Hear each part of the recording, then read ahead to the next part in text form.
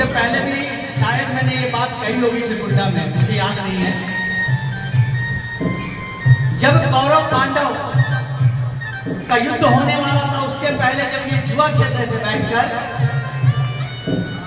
तो दाव पे दाव चले जा रहे थे, दाव पे दाव चले जा रहे थे। जब पांडवों के पास कुछ नहीं बचा हारने को, तो पांडवों ने द्रौपदी को दाव पे लगा दिया। और जब द्रौपदी को दाव पे लगाया तो क्या हुआ? दुशासन खड़ा होकर द्रौपदी का चीर हरण कर रहा था। और जब वो चीर हरण कर रहा था तो कन्हैया बैठे बैठे मुस्कुरा रहे थे। लोगों ने सोचा कन्हैया बैठे बैठे मुस्कुरा रहे हैं। रुक्मणी जी ने कहा आपने द्रौपदी को अपनी बहन बनाया था। जब द्रौपदी ने अपनी साड़ी फाड़ कर आपको बांधी थी, उसी दिन आपने कहा था द्रौपदी मेरी बहन है। और आज ये दुशासन द्रौपदी की साड़ी खींच रहा है, बड़ी सभा में लाश खींच रहा है, और आप बैठे बैठे हंस रहे हैं। कन्हैया ने कोई जवाब नहीं दिया। कुछ देर और बीते, रुक्मणी जी ने, लक्ष्मी जी ने फिर कहा देखो आपकी बहन है, जब उसकी लाज चली जाएगी तब जाकर क्या फायदा होगा। कन्हैया ने कुछ नहीं कहा।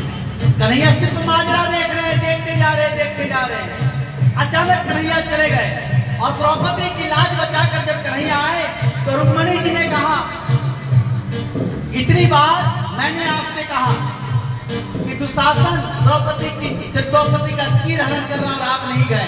कैसे मैंने बोलना छोड़ा और आप चले गए? या तो मेरी बात आपको माननी नहीं थी या आपको मनमानी करनी थी।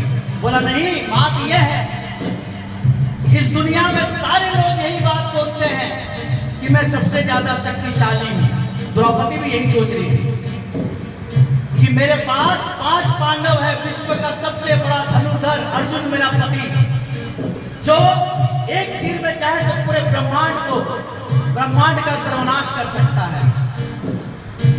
बचाने नहीं आया।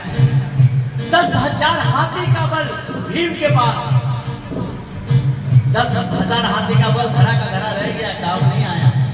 धर्म या युधिष्ठिर, जिसकी धर्म की कसम देवता भी खाते हैं, नकुल सहदेव तो बेचारे वैसे ही रह गए। जब द्रौपदी ने देख लिया इतने ताकतवर लोग पूरे विश्व के मुझे नहीं बचा सके, अब मुझे बचाने वाला कोई नहीं है, द्रौपदी ने अपने दोनों हाथ छोड़ दिए और खुले तौर पर प्रभु को पुकारने लगी। और जो समर्पण भाव से प्रभु को पुकारता है, प्रभु तभी आते हैं और प्रभु दौड़ कर आए और द्रौपदी की लाज बचाए। लाल चुनरिया